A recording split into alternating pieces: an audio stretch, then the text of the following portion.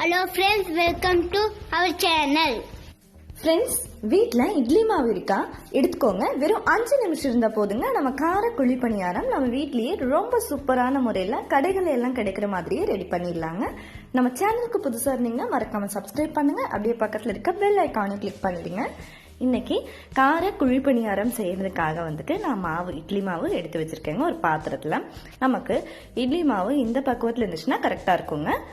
இப்போ நம்ம எடுத்து வச்சிருக்க இட்லி மாவு கூட ஒரு பெரிய வெங்காயம் இந்த மாதிரி சின்ன சின்னதாக கட் பண்ணி உள்ளார சேர்த்துக்கலாங்க. இது கூடவே 3 பல் பூண்டு எடுத்து சின்ன சின்னதாக கட் பண்ணி உள்ள சேர்த்துக்கோங்க. அடுத்ததா ஒரு இஞ்சி துண்டு எடுத்து அதையும் பொடி பொடியாக கட் பண்ணியும் இந்த மாவுக்குள்ள சேர்த்துக்கலாங்க. இது கூடவே காரத்துக்கு தகுந்த மாதிரி நம்ம பச்சை மிளகாய் சேர்த்துக்கலாங்க. நான் இன்னைக்கு 2 பச்சை மிளகாயை கட் பண்ணிட்டு இது கூட சேர்த்துருக்கேன். கூடவே மல்லித்தலையும் கட் பண்ணிட்டு மாவு கூட சேர்த்துக்கோங்க. அடுத்ததா கருவேப்பிலைய கட் பண்ணிட்டு மாவு கூட சேர்த்து நம்ம நல்லா கலந்து விட்டுடலாங்க. நம்ம இந்த மாதிரி வெங்காயம், பச்சை மிளகாய், மல்லித்தலை, கருவேப்பிலை இதெல்லாம் சேர்த்து செய்யும் போது நமக்கு ரொம்ப சூப்பரான டேஸ்டா இருக்குங்க நம்மளோட குழி பணியாரம். இந்த மாவு கூட ஏற்கனவே நான் உப்பு சேர்த்து கலக்கியிருந்தேன். அதனால நான் இப்போ உப்பு சேர்க்கல. நீங்க உப்பு இப்ப சேர்க்கணும் அப்படின்னா தேவையான அளவு உப்பு சேர்த்துக்கோங்க. இப்ப பாருங்க, இதை நல்லா கலந்து விட்டாச்சு. அடுத்ததா இப்போ ஒரு தாளிப்பு நம்ம ரெடி பண்ணிடலாங்க. அதுக்காக அடுப்புல ஒரு பேன் வச்சுக்கோங்க. அதுல கொஞ்சமா எண்ணெய் ஊத்திக்கோங்க. எண்ணெய் நல்லா சூடாகட்டுங்க. எண்ணெய் சூடானதுமே அதுல நம்ம சிறிதளவு கடுகு சேர்த்துக்கலாங்க. நம்ம சேர்த்திருக்க கடுகெல்லாம் நல்லா பொரியட்டுங்க. வெயிட் பண்ணலாம். இப்ப பாருங்க, அப்படியே கடுகு கொஞ்சம் கொஞ்சமா பொரிஞ்சு வருது. அடுத்ததா இது கூட கடலை பருப்பு, வெள்ளை உளுத்து பருப்பு கொஞ்சமா சேர்த்துட்டு அதையும் நம்ம நல்லா தாளிச்சுக்கலாங்க. இது கூடவே கருவேப்பிலை சிறிதளவு சேர்த்துக்கலாங்க. இப்போ நம்ம ஸ்டவ் ஆஃப் பண்ணிடலாம். இப்போ நம்மளோட தாளிப்பு ரெடி ஆயிடுச்சு. அதை அப்படியே மாவுல எடுத்து ஊத்திக்கலாங்க. இப்போ இதையும் சேர்த்து நல்லா மிக்ஸ் பண்ணி விடுங்க.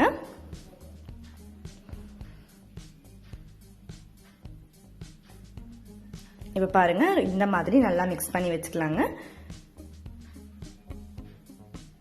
நம்ம வெறும் 5 நிமிஷம் இருந்தா போதுங்க. இட்லி மாவு வீட்டில் இருந்துச்சுன்னா நம்ம உடனே எடுத்து இந்த மாதிரி ஒரு டிஃப்ரெண்டான பிரேக்ஃபாஸ்ட் அண்ட் டின்னர் ரெசிபியை ரெடி பண்ணிடலாம். இந்த பணியாரம் கண்டிப்பா எல்லாருமே விரும்பி சாப்பிடக்கூடியதா இருக்கும். நம்ம வீட்டில் அடிக்கடி இட்லி, தோசை செய்வோம். இந்த மாதிரி காரக்குழி பணியாரம் செஞ்சு பாருங்க. கண்டிப்பா எல்லாருமே ரொம்ப ரொம்ப விரும்பி சாப்பிடுவாங்க. உங்களுக்கு டிஃப்ரெண்டான டேஸ்டாவும் இருக்குங்க. இப்போ நம்ம பணியாரக்கல்ல சூடு பண்ணிடலாங்க. அதுலயே கொஞ்சம் கொஞ்சமா இந்த மாதிரி எண்ணெய் விட்டுருங்க. இப்ப கல்லு சூடாயிடுச்சு. நம்ம அப்படியே மிக்ஸ் பண்ணி வச்சிருக்கிற மாவுல இருந்து கொஞ்சம் கொஞ்சமா எடுத்து அப்படியே ஊத்த ஆரம்பிச்சிடலாங்க. ஒவ்வொரு குழிலையும் இந்த மாதிரி ஒவ்வொரு குழிலையுமே மாவை ஊத்திக்கோங்க. இந்த மாதிரி உங்க வீட்டுல கார குழி பணியாரம் செஞ்சீங்கன்னா ஹோட்டல்ஸ்ல எல்லாம் கிடைக்கிற மாதிரி அதே டேஸ்ட்லயே இருக்குங்க. எவ்வளவு சாப்பிடுறோம் நமக்கே தெரியாது. சட்டுன்னு காலி ஆயிரும்.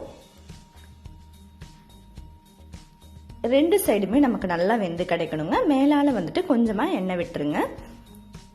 மீடியம் ஃப்ளேம்ல அடுப்பை வச்சுக்கோங்க. 2 சைடுமே நல்லா வேகட்டுங்க. பொறுமையா வேகணும். அப்பதான் நமக்கு நல்லா இருக்கும். இப்ப அப்படியே ரொம்ப நல்லா ரெடி ஆயிட்டு இருக்குதுங்க. நீங்க மைகோதி இல்ல ஸ்பூன் இல்ல ஏதாச்சும் ஒரு ஸ்டிக் அந்த மாதிரி இருந்துச்சுன்னா இப்படி எடுத்து பாருங்க. ரொம்ப நல்லா வரும். அப்படியே திருப்பி விடுங்க. ஒரு சைடு பாருங்க நல்லாவே வெந்திருக்கு. இன்னொரு சைடு நமக்கு வெந்து கிடைக்கணும். அதனால திருப்பி விடுங்க.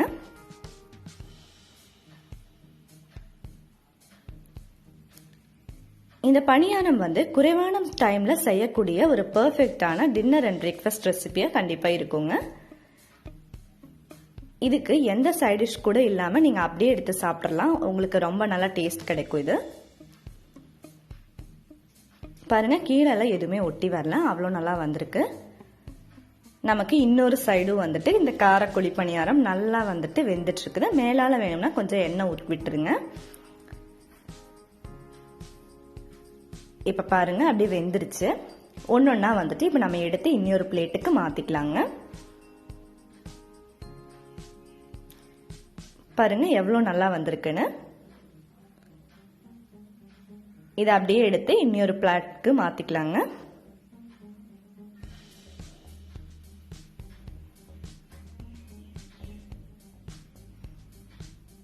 பனியாரம் பிடிக்காத ஆளே இருக்க மாட்டாங்க. எல்லாருமே ரொம்ப ரொம்ப விரும்பி சாப்பிடுவாங்க. நீங்க உங்க வீட்டில் இதை மறக்காம ட்ரை பண்ணி பாருங்க. இப்போ கொஞ்சம் கொஞ்சமா இந்த மாதிரி எண்ணெய் ஊற்றிக்கோங்க. ஒவ்வொரு குழியிலையும் மாவு எடுத்து அப்படியே ஒவ்வொரு குழியா ஊற்றிக்கலாங்க. நம்ம உப்புமா இந்த மாதிரி எல்லாம் செய்யறதுக்கு இட்லி தோசை இதெல்லாம் அடிக்கடி செய்வோம்.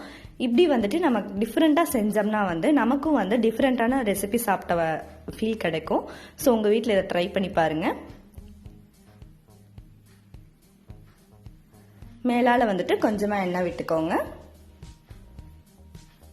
இது பொறுமையாக வேகும்போது தான் நமக்கு உள்ள எல்லாமே நல்லா வெந்து கிடைக்கும். அதனால மீடியம் ஃப்ளேமில் வச்சு வேக வைங்க.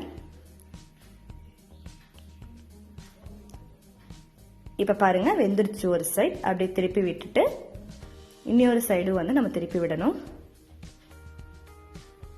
லைட்டாக எடுத்து எடுத்து திருப்பி விடுங்க.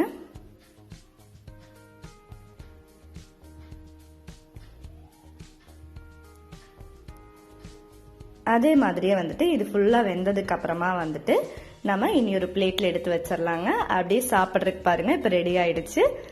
பார்க்கும்போதே அப்படியே எடுத்து சாப்பிடணும் போலதான் இருக்கும். அந்த அளவுக்கு ரொம்ப நல்லா வந்திருக்குங்க. இதை நீங்க குழம்பு சட்னி சாம்பார் இப்படி எது கூட வேணும்னாலும் வச்சு சாப்பிடலாம். சைடிஷ்லினால் கூட பரவாயில்லைங்க.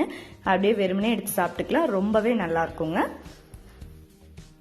இதை நான் இன்னைக்கு அப்படியே டேஸ்ட் பண்ண போறேன். உங்க வீட்டில் இதை மறக்காம ட்ரை பண்ணி பாருங்க. இதை பிச்சு காமிக்கிறேன். பஞ்சு மாதிரி இருக்கு. அவ்வளோ நல்லா இருக்கு.